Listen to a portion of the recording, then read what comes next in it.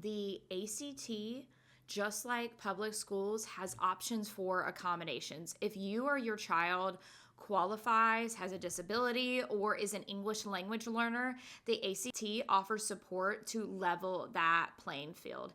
In this video, we are going to be going over what accommodations are for the ACT, what types there are, how to apply, how do the appeals process work, and then also support for English language learners or ELLs, so that you are more prepared for test day. My name is Rebecca Beard, and I own a tutoring and test prep company. On top of that, I am a licensed special education teacher in the state of Florida, and this video is going to be your guide to better prepare you for the ACT. So what are ACT accommodations? Accommodations are adjustments to the standard testing conditions that help students with diagnosed disabilities or English language needs to take the time on the exam and to even level the playing field. The goal actually is not to modify the ACT, but to make everything fair. There is a whole Disabilities Act with the ADA, and then a lot of students qualify with either their IEP or their 504. In situations, accommodations are not just to make things easier or to give kids an upper hand, but it's honestly to help the kids that are struggling and need the additional support. So who do they help? This helps anybody that pretty much has an IEP or 504 or qualifies for one, and this goes into the Disability Act, but pretty much it is students with disabilities. That includes learning disabilities like dyslexia and then ADHD. We have kids on the autism spectrum. There's also different visual disabilities, and like I said, if English is not a student's first language, they do accommodate for that as well. So here are the most common types of accommodations you will see on the ACT. This is not an exhaustive list. This is just mostly what we see and what the ACT also presents. So the first one is the more standard accommodations. This does not give extra times, but this gives adjustments to the actual test day. So some examples are going to be small group testing for kids who have that accommodation, especially kids with diagnosed anxiety. There's ones with medical disabilities who will have more generous breaks. And then also kids with diabetes who will also be able to administer medication, and then even more specificities with language interpreters, and even just situations where a kid can eat during the test due to medical needs. Like I said, these do not edit the time on the test. It just gives the kid more options for medical needs. I've also seen this done where a football player who didn't have a diagnosed disability but broke his arm severely and went through shoulder surgery, he was allowed to have an accommodation where he just got to write on the test and didn't have to fill in the bubbles, which was super helpful since he was down a arm/hand. The next one, the most common that most people really, really want, is extended time. And there's actually two different categories of this. There is extended time, which the standard is time and a half. That's what most IEPs and 504s have. And a lot of those are going to be in a separate setting. So the kids that have time and a half are put in a separate room because they all have to follow that time and a half requirement. They start at the same time, they stop at the same time. So even if your kid finishes super early, they are going to have to be taking a nap or something till the other students finish. Time and a half is a really big game changer to kids with different learning disabilities, and I have found it's actually one of the most helpful tools as possible. There's also the nuance of double time. This is so much more rare. I've seen it with kids who are either ASD. I've also seen it with kids with a really detailed phenological awareness or reading awareness issue. They can have double time, and those are commonly given on 2 separate test days. Now, time and a half you can take at the same time every other student takes that test, but double time has to be done most of the time through the school, at least in the state of Florida. It might vary per a school, but I always say reach out to your guidance counselor to better get those accommodations. And then there is very, very rare ones, which are called accommodations behind or beyond standard extended time.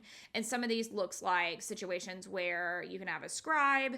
If this child is unable to read, you can have much bigger font, or even Braille and auditory accommodations. Now for students who are classified by the school district as their native language not being English and hasn't fully graduated from the English language program, the ACT commonly gives these accommodations. So they commonly get time and a half, or that 50% extended time. They get an approved word-to-word bilingual dictionary. They can have translated written directions for the test, and testing in a small group setting to better support them. What is key to note for these students is that they are not going to get translations for the questions given in English. So they can get help in their native language if, like, for the directions, when to start, when to stop, all that stuff. But once the test is rolling, they pretty much have their dictionary and then they're on their own. So you're probably wondering, okay, so how do I actually qualify and get these magical accommodations? So the process is pretty straightforward through the ACT, but what's really key to note is it does take some time. So you absolutely need to plan ahead. So the first thing you need to do is actually register for the ACT test. And then while you're going through that registration process, you need to go ahead and mark that you qualify for an accommodation. What that will do is that will place a red flag in the ACT system that you need to go ahead and file. Then once you do that, ACT will typically email you instructions on the next steps. And then they will also have to work with your school, inform your school's testing or guidance counselor, and get all those documentations from there.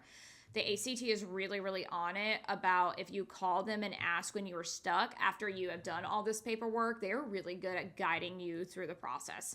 And then kind of what you do from there is once that is all submitted, you pretty much hurry up and wait. The big thing to note is that processing takes at least 14 days on the ACT's end. But here's the thing that no one thinks about is that it might take the ACT at least 2 weeks, but then you are also working with the school system, which there are certain times a year that the school system is super, super bogged down and they cannot process your accommodations or get the paperwork right away. So I say go ahead and prepare in advance as much as possible. And I would say a good 6 weeks in advance is kind of the sweet spot to be able to make sure you get those accommodations. Now, kids who have accommodations and it's still mulling can typically take the ACT without any of those accommodations, but most of the kids will feel defeated and frustrated, and they honestly are used to getting their time and a half in the school system. So I always say it's just best to get it done and get it done well. Now, here's a caveat. So if your child is homeschooled, and this really depends on the state. I live in the state of Florida, and we actually work with tons and tons of homeschoolers, but every state is really different. So this process is a little bit more tricky. So the ACT does allow you or the parent to submit an accommodations request directly for your homeschooled child. What I've seen with this is you will have to provide documentation and paperwork. And then what I've also seen is really helpful is if there's some form of diagnoses, to go ahead and have that doctor's or the psychologist's diagnoses from there. At that point, it is in the hands of the ACT to say yay or nay, but they have a lot of flexibility and you're really leaving it up to them. If I had a homeschooling child, what I would do is I would work on the back end, and you can get an IEP or 504 if you qualify from the school district. Don't wait till the last minute. But once you have that IEP or 504, even as a homeschool student, it helps a ton, and it has really sped up the process for my homeschool students. So one of the things that I get asked a lot is, not after the appeals process, let's say your child gets approved for accommodations, is will colleges know that your child used accommodations on the ACT? And the answer at this time is no. The ACT does not indicate on the score report that your child used accommodations. So this is my philosophy. If you qualify for accommodations, please use those. Don't let it change your decision, or even if you're the student listening to this, don't feel bad that you need time and a half. Go ahead and jump on those accommodations that you have to better level the playing field. If you need more support or even have any questions, we would love to meet you in the comments. We work with and really just love on students in our tutoring building that have unique learning needs, and we absolutely love better supporting those students. So if you want to learn more about us, we've got the link in the bio, and we would also, like I said, love to meet you in the comments. Please like and subscribe for more free content.